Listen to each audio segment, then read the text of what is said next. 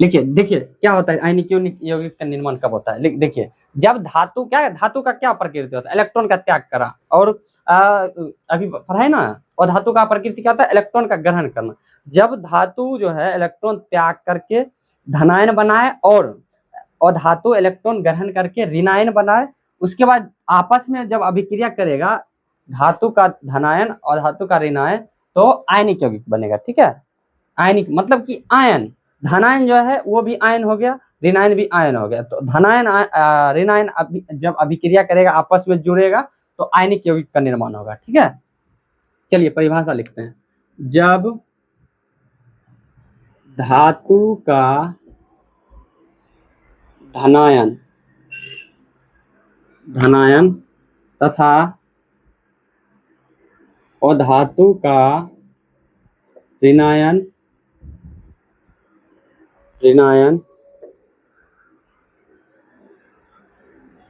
आपस में अभिक्रिया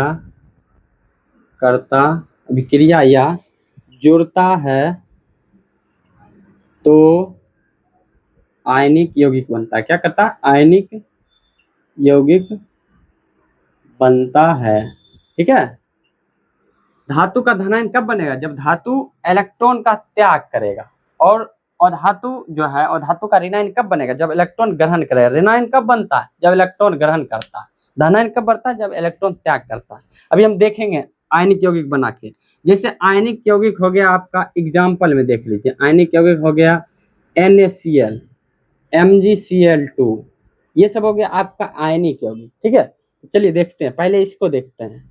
इसमें जो है ये हो गया आपका धातु, ये हो गया अधातु, ये धातु ये अधातु। ठीक है, देखिए सोडियम, पहले सोडियम जो होता है एक इलेक्ट्रॉन क्या करता है, एक इलेक्ट्रॉन त्याग कर देता है। क्या करता है, एक इलेक्ट्रॉन त्याग करके सोडियम प्लस बनाता है। ठीक है, क्या करता है, एक इलेक्ट्रॉन त्याग करके, ये हो गया सोडियम प्लस, यानी सोडियम का धनायन।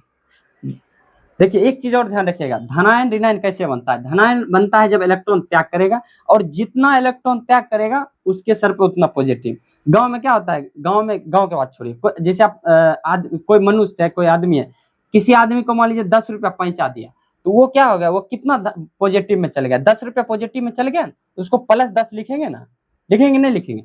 उसी प्रकार जो होता है, यदि कोई चीज 10 रुपया जो लिया है किसी से, तो क्या होगा, वो निगेटिव में जाएगा, उसको उसके ऊपर 10 निगेटिव लिखाएगा। ठीक है, उसके बाद आ जाते हैं ये Cl, क्लोरीन जो होता है, क्लोरीन एक इलेक्ट्रॉन किसी से ग्रहण करके क्या होगा, Cl- बनाएगा। ठीक है, क्या बनाएगा, Cl- बनाएगा। यानी कि ये हो गया अधातु का ऋणायन, ये हो गया धातु का क्या कहते हैं, धनायन।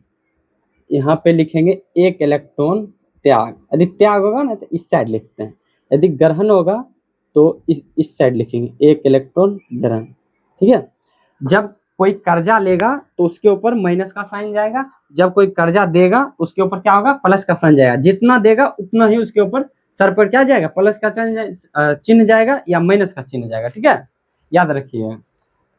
इसमें हो गया एक इलेक्ट्रॉन त्याग किया, एक इलेक्ट्रॉन। आप देखिए ये धनायन ऋणायन आपस में जुड़ के अलग पदार्थ, अलग यौगिक बनाएगा, उसको बोलते हैं आयनिक यौगिक। ठीक है, ये आयन बन गया ना, ये हो गया आपका धनायन, ये हो गया ऋणायन। ठीक है, ऋणायन। अब क्या होगा, धनायन ऋणायन जुड़ेगा तो बनाएगा NaCl।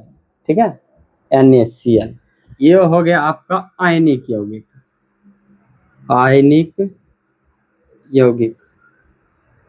ठीक है, समझ में आ गया। धातु का धनायन बना पहले इलेक्ट्रॉन त्याग करके, उसके बाद अधातु का ऋणायन बना इलेक्ट्रॉन ग्रहण करके, तब धनायन ऋणायन आपस में जो है जो अभिक्रिया किया या जुड़ा तो क्या बना, आयनिक यौगिक बना। ठीक है, आयनिक यौगिक समझ में आ गया। अब लिखेंगे आयनिक यौगिक का गुण। ठीक है, देखिए जब आयनिक यौगिक बनता है ना, तो इसके बीच जो है बंधन, ये जो धनायन और ऋणायन के बीच जो होता है ना, बंधन मजबूत बन जाता है। मजबूत बंधन बनने के कारण इसको तोड़ना आसान नहीं होता, और जो है उसी के कारण जो है इसका क्वथनांक और गलनांक भी क्या होता है, बहुत उच्च होता है। ठीक है, किसके कारण, इसमें जो है बंधन जो है मजबूत बन जाता है आयनिक बंधन के कारण। ठीक है,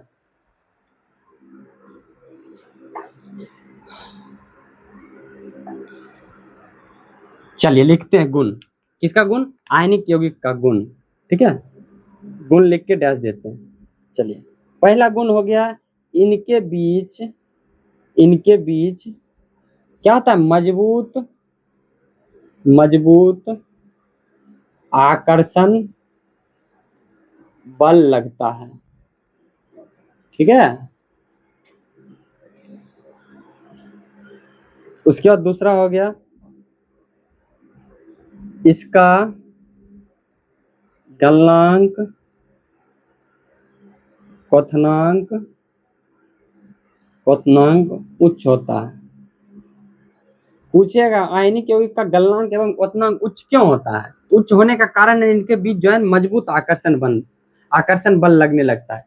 बंधन जो है ना आयनिक बंधन बन जाता है। ठीक है, जब क्वेश्चन अपन लोग करेंगे ना नेक्स्ट वीडियो में, तो जो है बताएंगे किस तरह से होता है। अभी तो बता दिए ना, एक्सप्लेन कर दिए, तो उसमें लिखाएंगे किस तरह से लिखा जाता है आंसर। ठीक है, तीसरा हो गया यह जल में घुलनशील होता है। घुलनशील होता है। ठीक है, जल में डालते हैं घुल जाएगा, जैसे नमक डालते हैं तो घुल जाता है। अगला देखिए, एक और गुण होता है, ये जो है विद्युत का सुचालक होता है। यह विद्युत का सुचालक होता है। देखिए, विद्युत का सुचालक होने का कारण क्या है? क्योंकि इसमें आयन पाया जाता है। अब विद्युत का चालन जो है आयन ही करता है। ठीक है, विद्युत का चालन इलेक्ट्रॉन करे, आयन जब रहेगा तो आयन करेगा, इलेक्ट्रॉन जब रहेगा इलेक्ट्रॉन करेगा। यहाँ पे आयन रहता है। ठीक है, आयनिक यौगिक में आयन है, धन आयन है, ऋण आयन है, जो विद्युत का चालन करता है। ठीक है, समझ में आ गया? ये आपका हो गया गुण, इसका आयनिक यौगिक का गुण भी पूछता है, क्या होता है, कौन होता है, उसके बाद इसका निर्माण कैसे होता है वो भी पूछता है। ठीक है, चलिए।